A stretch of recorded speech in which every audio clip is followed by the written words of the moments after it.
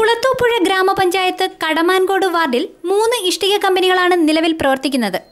ഈ കമ്പനികൾ നിലവിലെ സർക്കാർ മാനദണ്ഡങ്ങൾ കാറ്റിൽ പറത്തിയാണ് പ്രവർത്തിക്കുന്നതെന്ന് നാട്ടുകാർ ആരോപിക്കുന്നു. അവസാനമായിട്ട് സുതാര്യ കേരളത്തിൽ കൊടുത്ത പരിപാടിയുടെ അടിസ്ഥാനത്തിൽ പരാതിയുടെ അടിസ്ഥാനത്തിൽ അതിൻ്റെ തുടർ നടപടികൾ നടക്കുകയാണ്. അപ്പോൾ നമുക്കതിന് പ്രതീക്ഷയുണ്ട്. എങ്കിൽ തന്നെയും ഇത്രയധികം വർഷമായിട്ട് ഇത് വർക്ക് നടക്കാത്തത് കൊണ്ടും ഇത് തുടർന്നതിൻ്റെ ഒരു പരിഹാരവും കാണാത്തത് കൊണ്ടും ഇതിനകത്ത് അത്ര കണ്ട് ഗവൺമെൻറ് അല്ലെങ്കിൽ രാഷ്ട്രീയ നേതാക്കളോ മറ്റുള്ളവരോ തന്നെ കൂടുതലായിട്ട് ഇതിനകത്ത് ഇടപെടാത്തതാണ് ഈ നാശത്തിന് കാരണം, ഈ അവസ്ഥയ്ക്ക് കാരണം. പരാതി കൊടുത്തിട്ട് ഉദ്യോഗസ്ഥരെ ഇതുവരെയും തിരിഞ്ഞ് നോക്കിയിട്ടില്ല. ഞങ്ങൾ ഇനി ചെയ്യാൻ പോകുന്നത്, ഞങ്ങൾക്ക് വകുപ്പ് ഓഫീസുണ്ട്, ട്രൈബൽ ഓഫീസ്.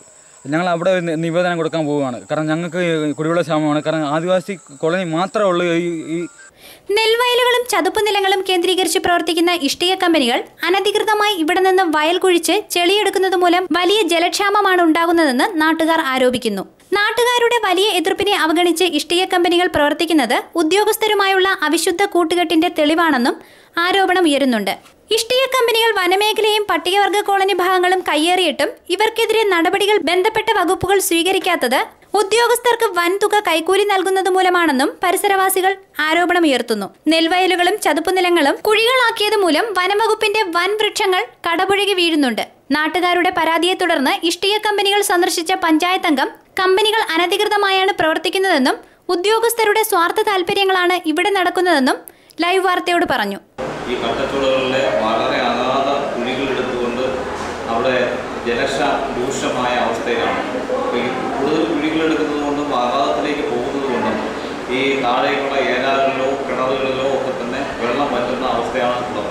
അപ്പോൾ അത് പറഞ്ഞത് ഈ സ്ഥലങ്ങളിലൊക്കെ ഞാൻ സന്ദർശിച്ചിരുന്നു.